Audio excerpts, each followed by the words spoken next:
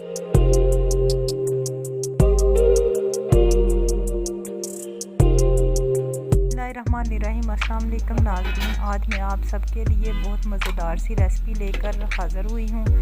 ये रायते की रेसिपी है। इसमें हमने कद्दू बॉयल करके कश करके डाला है, खीरा कश करके डाला है, टमाटर, सब्ज़ मिर्च का पेस्ट और प्याज जो है वो हमने बड़ी काट के जो है वो इसके अंदर शामिल किया है। इन सब चीज़ों को शामिल करने के बाद दही में अच्छी तरह मिक्स कर लेंगे और मिक्स करने के बाद इसमें जो है वो हस्बे ज़रूरत नमक का इस्तेमाल करेंगे और ज़ीरा पाउडर जो है वो डाला जाएगा। ये सारी चीज़ें डालने के बाद हमारा मज़ेदार सा रायता सर्विंग के लिए तैयार हो जाएगा। उम्मीद करती हूँ कि आपको मेरी वीडियो पसंद आई होगी। मज़ीद वीडियो के लिए वीडियो को लाइक करें, अपने दोस्तों के साथ शेयर करें और चैनल को सब्सक्राइब करें ताकि मेरी हौसला अफजाई हो सके और मैं नई से नई रेसिपीज़ लेके आपके लिए हाज़िर हो सकूँ। तब तक के लिए खुदा हाफ़िज़, अपना ख्याल रखिएगा।